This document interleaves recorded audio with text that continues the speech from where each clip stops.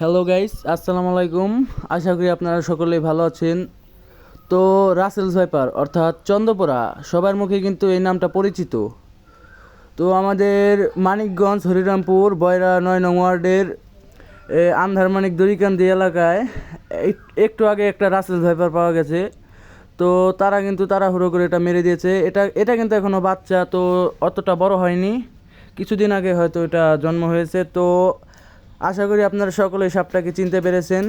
তো এটার আতঙ্কে কিন্তু এখন চকে বা ঘরের ভিতরেও কিন্তু আমাদের বাড়িতেই ঘরের ভিতরে একটা সাপ পাওয়া গেছে। তো সেটাকে আমরা মারতে পারিনি, দুঃখজনক সে পালিয়ে গেছে। তো আশা করি এই সাপটাকে আপনারা সকলে চিনেছেন। এই সাপের আতঙ্কে কিন্তু কেউ চকে যেতে সাহস পাচ্ছে না, এবং খেতে যারা ঘাস লাগিয়েছে তারা কিন্তু ঘাস কাটতেও ভয় পাচ্ছে, এবং তাদের তাদের ভেতরে অনেকেই কিন্তু সাপে কেটেছে। এবং এই রাসেলস ভাইপার সাপে কাটলে কোনো ওষুধ নেই এটার, মানে এটা কোনো যায়ও এটা করতে পারবে না।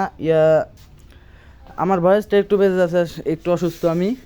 তো এটার কোনো অ্যান্টিভেনাম নেই, কারণ এটা কিন্তু বাংলাদেশের নতুন সাপ। এটা আফ্রিকা থেকে হয়তো বন্যায় ভেসে এসেছে, এবং এগুলো পদ্মার উপকূল অঞ্চলে বেশি দেখা যায়। তো এই সাপে কাটলে আপনাদের বলে রাখি, সাবধান থাকবেন। তো এই সাপে কাটলে কিন্তু এটার কোনো অ্যান্টিভেনম নেই, অতএব এই সাপ থেকে দূরে থাকতে হবে, এবং দেখলে রেস্কিউ টিমকে কল করবেন অথবা এটা থেকে দূরে চলে যাবেন। এবং মারতে না পারলে কিন্তু এটার কাছে যাবেন না, কারণ এটা খুবই বিষাক্ত সাপ, এটার কোনো অ্যান্টিভেনম নেই। আমাদের এখানে একজন চকে গিয়েছিল ঘাস কাটতে, সে কিন্তু এই রাসেলস ভাইপারের কামড়ে গত কয়েকদিন আগে মারা গেছে। তো আমরা কিন্তু এই সাপ থেকে যথেষ্ট আতঙ্কিত হয়ে আছি, এবং এই সাপ কিন্তু অনেকই বিষাক্ত। অতএব আপনারা এই সাপ থেকে সাবধান থাকবেন। আসসালামু আলাইকুম, খুদা হাফিজ।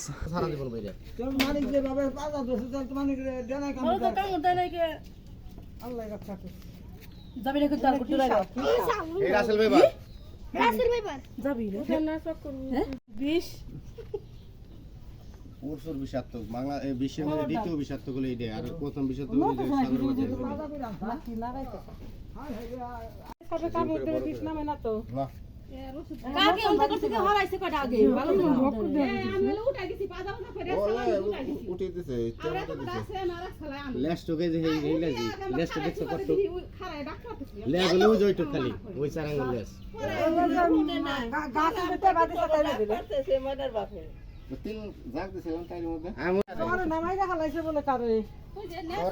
তিনজনে কব্বর পিছাতে আইছে সেদিন।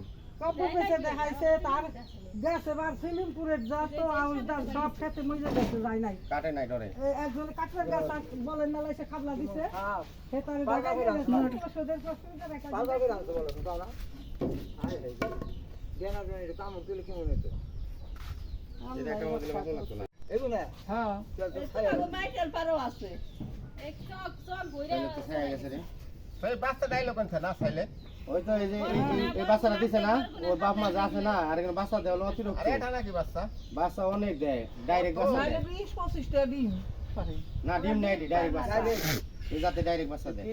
কি জাত জানি এটা রাসেল বাইরে হেলো কোর্সে 3 জন হ্যাঁ এদিকে দাম করতে দেয় আমাকে হরিরামপুর থানায় আমাদের বাড়িতে বিষ আছে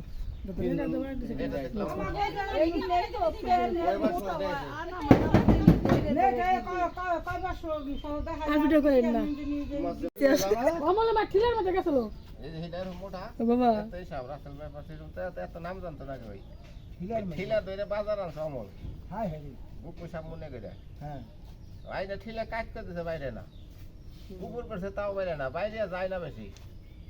এত বুক দেখতেই সাপ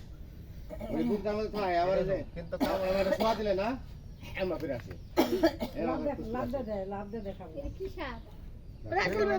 বাইরে নেন তুমি এটা কামড় দিলে বিষ না মনে কাটা নাই বহি বহি গাছ টাছ সব জানি কাইটু মনে কো বাড়ির মধ্যে এক সাইডে বিয়েতে মানিক না হইছে মই রইছে ডিসকভারিতে এই পদেরই তো মনে আসছিল যে আমাদের ঘাস কাটছে মাথা কলা ও ভূতুছে হল